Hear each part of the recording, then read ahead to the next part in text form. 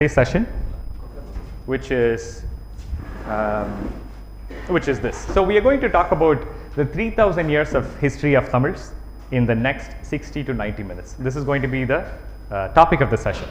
I also want to tell you that I have a couple of goals for this session. ரெண்டு கோல்.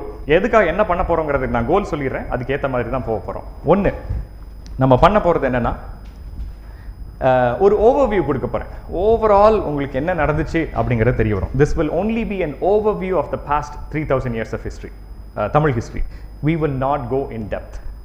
நீங்க question கேட்டிங்கனா டெப்த்ல இறங்கலாம், இல்லனா வெறும் ஓவர்வியூ. எல்லாரும் வேற லெவல்ஸ்ல இருக்கலாம். So we'll be looking at only an overview of the past 3,000 years. அது ஒரு விஷயம்.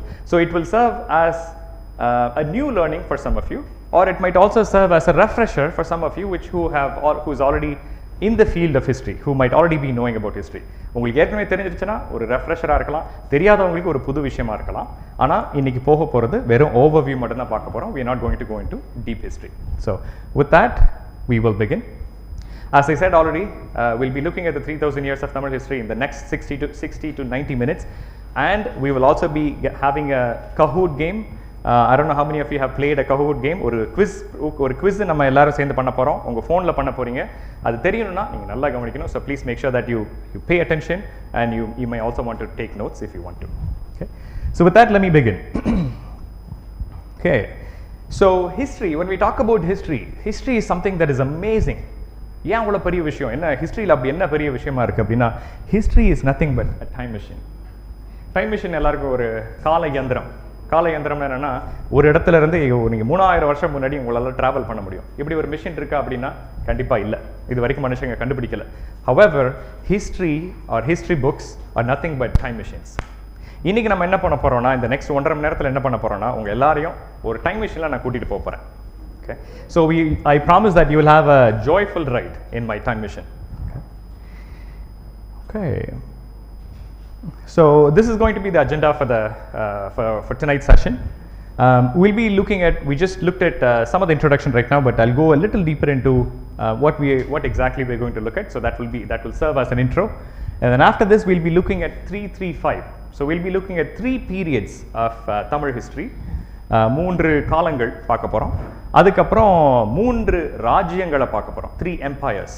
அதுக்கப்புறம் we'll also be looking at 5 scripts.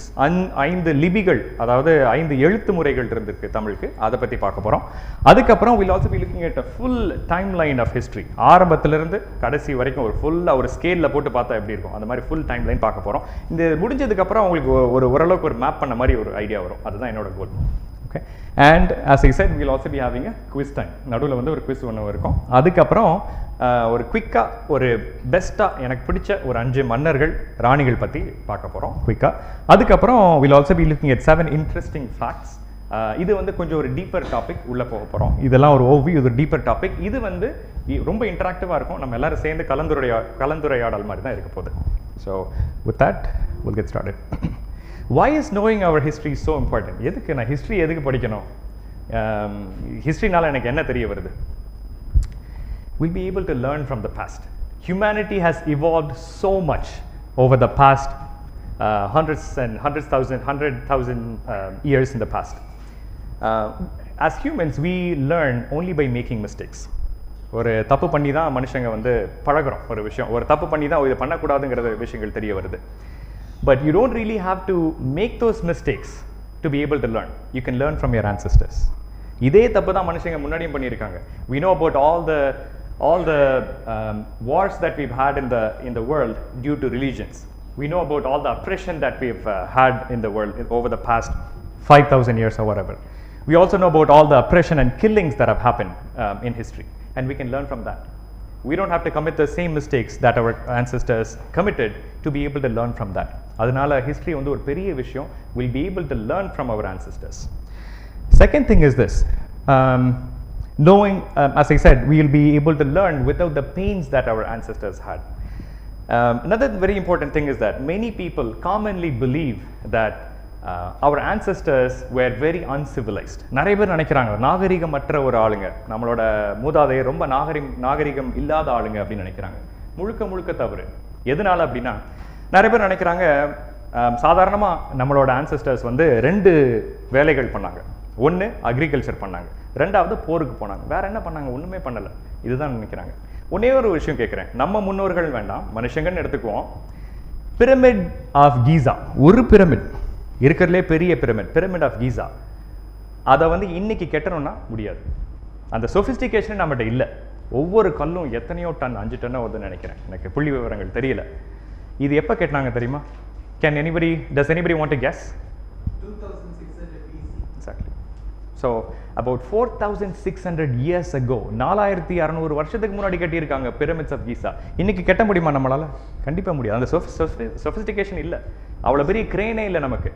மனுஷங்க அவ்வளோ பேர் ஏற்ற முடியாது, அவ்வளோ வலிமை உள்ளவங்களாகவும் இல்லை. So the point that I want to make is most people commonly believe that our ancestors were not that sophisticated, and that's absolutely wrong.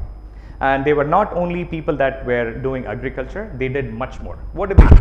If they were not doing only agriculture and wars, what more did they do? They constructed temples. நிறைய பேர் நினைக்கிறாங்க கோயில் கட்டுறதுல பெரிய விஷயம் அப்படிங்க. கோயில் கட்டுறதுல ரொம்ப ரொம்ப பெரிய விஷயம். அடுத்து நீங்கள் ஒரு கோயிலுக்கு போகும்போது, ஒரு பெரிய கோயில், பழைய கால புது கோயில் போகாதீங்க, பழைய கோயில் போய் பாருங்க.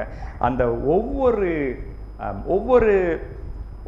லெவல், ஒவ்வொரு லேயரும் பார்த்தீங்கன்னா அவ்வளோ கஷ்டம். கிரானைட்டில் கட்டியிருக்காங்க. இன்றைக்கி கிரானைட்டில் உளி வச்சு அந்த அளவுக்கு செதுக்க முடியாது. ஆர்சிசியில் பண்ணுறோம். இப்போ back in the days, back during the Chola period, all these temples were created in such a great fashion that it is laid upon. Most of these temples are laid upon in perfect geometry without any fusion. Cement எதுவோ போடாம அப்படியே நிக்குது. And that's not possible.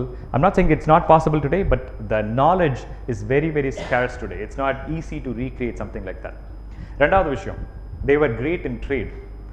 Trade பண்ணதை யாருமே பேசுறது கிடையாது. History பேசும்போது மன்னன் அதை அடித்தான் இதை அடித்தான் தான் பேசுகிறாங்க. தே வேர் கிரேட் ட்ரேடர்ஸ் ஆல்சோ. ராஜேந்திர சோழனை பற்றி பேசினா அவங்களோட வேலியன்ஸ் பற்றி தான் எல்லாரும் சொல்லுவாங்க. பயங்கரமான மன்னன், அத்தனை பேர் அடிச்சிருக்கான், அத்தனை பேரை கொண்டிருக்கான், அவ்வளோ நாடுகளை படையெடுத்திருக்காங்க. அது மட்டும் இல்லை, ட்ரேடு, நேவல் ட்ரேடு வந்து நேவி வச்சு ஆர்மி எல்லாம் வச்சு அவர் அடித்தது வேற ஒரு விஷயம். அது போக ட்ரேடு, அவ்வளோ ட்ரேட் பண்ணியிருக்காரு. நிறைய பேருக்கு தெரியாது. இந்தியன் ஓஷனை வந்து ஃபுல்லாக கேப்சர் பண்ணது எதுக்காகனா வெஸ்ட்டுக்கும் ஈஸ்ட்டுக்கும் உள்ள ட்ரேடு ஃபுல்லாக அவர் ஓன் பண்ணணும்னு நினச்சிருக்காரு. அதில் வந்து ஒரு ட்ரேடு நடக்கும்னா அத்தனை பேர் வேலை பார்க்கணும். அதெல்லாம் ஒரு பெரிய ஒரு விஷயமா நடந்திருக்கு. ஸோ இது மாதிரி பல விஷயங்கள் இருக்குது. அதனால் நம்மளோட மூதாதையர்கிட்ட இருந்து நம்ம எத்தனையோ விஷயங்கள் வந்து நம்மளால் தெரிஞ்சிக்க முடியுது. So the next one that we have is self-respect. ஏதோ ஒரு விஷயம் வந்து maybe because we were ruled by the British for 200 years, சாதாரண இல்லை, 200 வருஷம் பிரிட்டிஷ் வந்து நம்மளை ரூல் பண்ணது 200 வருஷம் ரூல் பண்ணியிருக்காங்க. For some reason we have lost our self-respect. யாராவது ஒருத்தங்க வந்து ஏதாவது ஹிஸ்ட்ரி தெரியும்னா எனக்கு அங்கே உள்ள ஹிஸ்ட்ரி, எனக்கு விக்டோரியாவுக்கு முன்னாடி 4 மன்னர்கள் எனக்கு தெரியும் அப்படின்னு சொல்கிறது தான் ஒரு பெருமையாக இருக்க ஒழிய நம்ம மன்னர்கள் யார், நம்ம மன்னர்களே விட்டுருவோம். எங்கள் தாத்தா பேர் என்ன, எங்கள் தாத்தாவுக்கு 2 ஜென்ரேஷன் முன்னாடி யாருன்னு கேட்டால் பல பேருக்கு தெரியாது. அந்த மாதிரி தான் இருக்கும். அந்த செல்ஃப் ரெஸ்பெக்ட் வந்து போயிடுச்சு.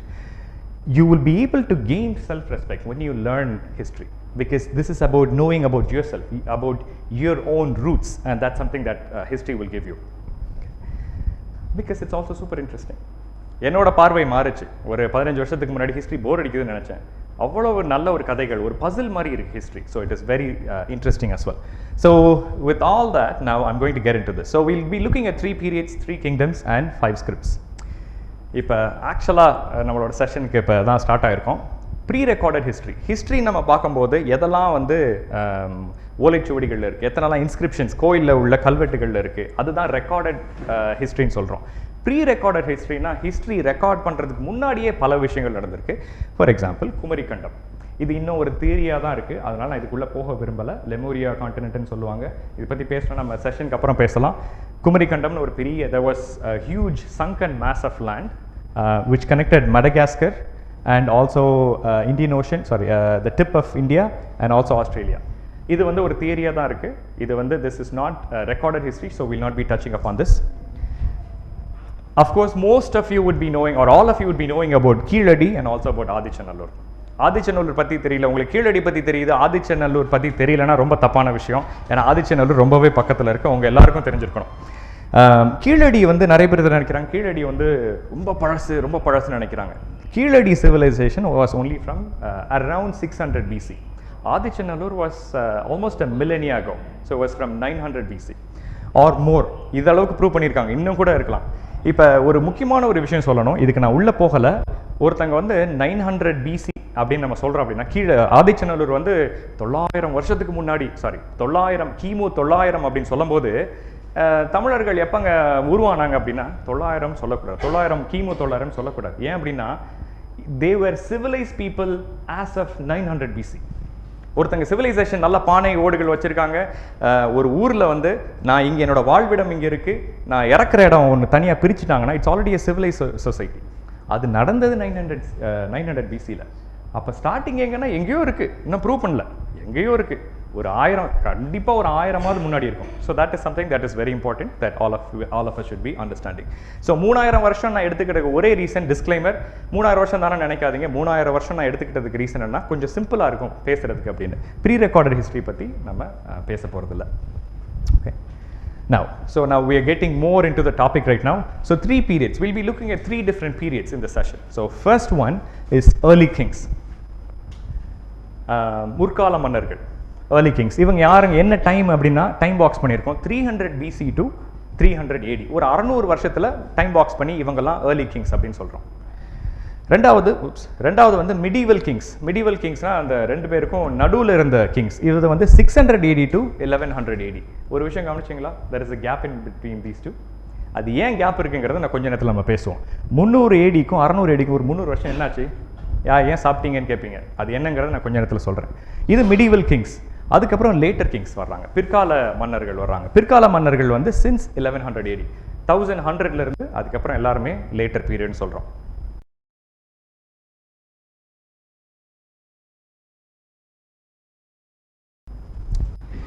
இப்போ 3 மேஜர் கிங்டம்ஸ், 3 டைனாஸ்டிஸ், பெரிய டைனாஸ்டிஸ் இருந்துச்சு. யார் அப்படின்னு பார்க்கலாம். சேரர்கள், சோழர்கள், அதுக்கப்புறம் பாண்டியர்கள். இவங்களோட எம்ப்ளம்ஸ் எல்லாம் பாருங்க. பாவ் அண்ட் ஆரோ, அம்பும் வில்லும் இருக்கு, ஒரு புலி இருந்திருக்கு. பாண்டியர்களுக்கு 2 மீன் நிறைய பேர் நினைக்கிறாங்க. இப்போ கூட கோயில்கள் போனீங்கன்னா விதானம் சொல்லுவாங்க. நீங்கள் உள்ளே வந்து ஒரு கோயில் கோபுரத்துக்கு உள்ளே வந்தோடனே மேலே பாருங்கள், நிறைய கோயில்களில் 2 மீன் வந்து எம்பாஸ் ஆகி தெரியும். அதுதான் வந்து பாண்டியர் கோயில் பார்த்த உடனே கண்டுபிடிச்சிடலாம். விதானம்ங்கிறது சீலிங், அவ்வளோதான். பாண்டியர்களுக்கு ரொம்ப முக்கியமான ஒரு விஷயம், நிறைய பேருக்கு தெரியாத ஒரு விஷயமா இருக்கலாம். என்னன்னா, எப்போவுமே இந்த பாருங்க, நான் கூட நெட்ல தான் எடுத்திருக்கேன் இந்த பிக்சர். 2 மீன் நினைக்கிறாங்க. 2 மீன் மட்டும் இல்லை, செண்டு அப்படின்னு ஒன்று இருக்கு. செண்டுனா ஒரு ஹார்ஸ் விப்பு மாதிரி இருக்கும், ஒரு வளைஞ்சு. ஐயனார் எத்தனை பேருக்கு குலதெய்வம் தெரியல, யூஸ்வலாக அந்த ஏரியாவில் நிறைய பேருக்கு இருப்பாங்க. ஐயனார் பார்த்தீங்கன்னா இப்படி உட்காந்துருப்பாரு, அப்படி ஒரு ஸ்டைலில் உட்காந்துருப்பாரு.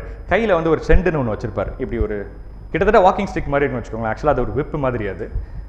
அது பேர் செண்டு அப்படின்னு பேர். அதனால இவங்களோட சின்னம் என்ன அப்படின்னு பார்த்தீங்கன்னா 2 மீன் ஒரு செண்டு, அது சேர்ந்ததான் பாண்டியர்ஸோட எம்ப்ளம். இதில் இருக்கும். நான் காயின் கலெக்ட் பண்ணுறேன், யாருக்கா இன்ட்ரெஸ்ட் இருந்தால் கேளுங்க, நான் காயின்ஸ் உங்களுக்கு பிக்சர்ஸ் அனுப்பிச்சு வைக்கிறேன். காயினில் அவ்வளோ அழகாக சுந்தரபாண்டியன் காயினில் 2 மீன் நடுவில் செண்டு அப்படி இருக்கும். இதுதான் அவங்களோட எம்ப்ளம்.